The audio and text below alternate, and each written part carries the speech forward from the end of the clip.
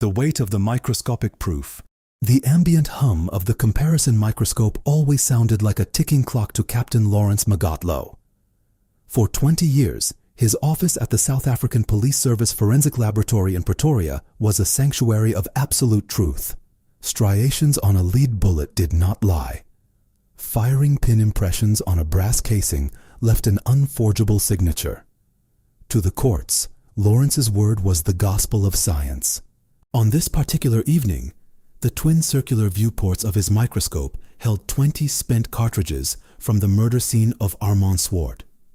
Laurance adjusted the focus. The unique grooves aligned perfectly with a test fire from a seized 9mm pistol. Laurance's phone buzzed on the steel desk. The screen displayed no number, just an encrypted string of text. "The Swart file, it goes away or your family does." Laurance looked back into the lens. The lines were sharp, clear, and damning. They linked this gun not just to Swart, but to a bloody trail of underworld assassinations across Gauteng. If he logged this into the Automated Ballistic Identification System, ABIS, the entire network would collapse. If he didn't, he would become the very monster he had spent his life hunting. Slowly, his fingers hovered over the keyboard. He opened a blank document, bypassing the mandatory ABIS upload queue.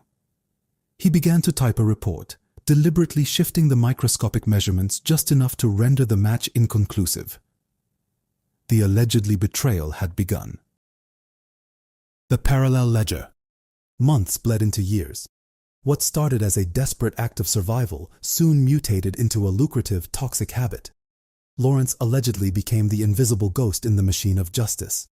High-profile case files landed on his desk like clockwork, hand-delivered by corrupt intermediaries who knew exactly which forensic analyst could make a bullet disappear. He allegedly developed a meticulous, double life.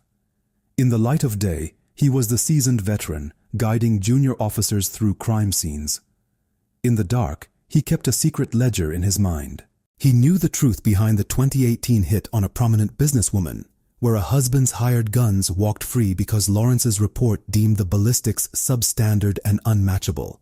He knew the exact firearms used to silence DJ Somebody and DJ Vintos. The guns were currently sitting in an evidence locker, insulated by Laurance's fraudulent signatures. He was no longer just an analyst. He was the ultimate accessory after the fact, the shield protecting the notorious Big Five cartel.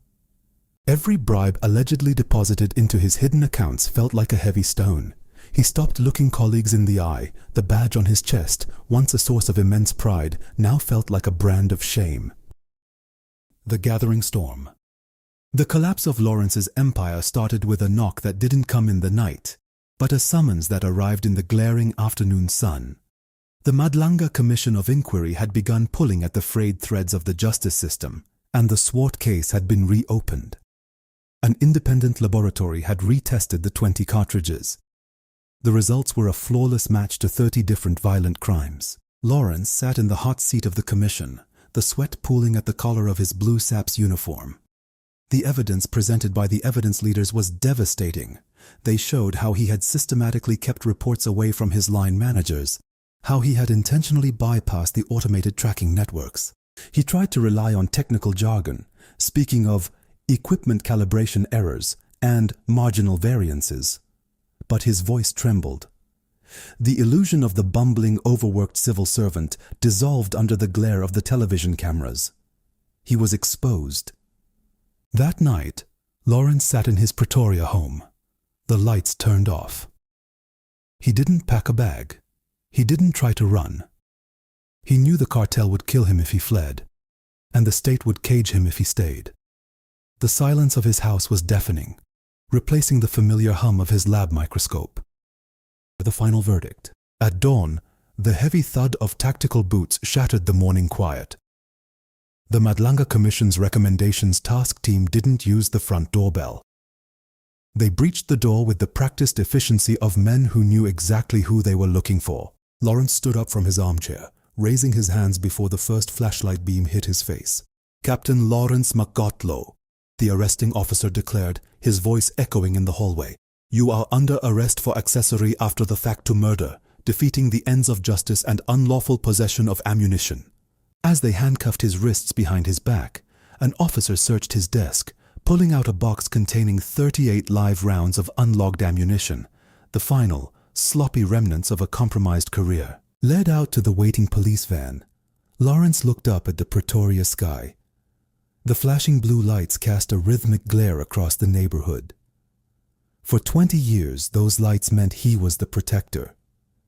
Today, they signaled his ruin. The badge was gone, the truth had caught up to the science, and the analyst was finally stripped of his variables.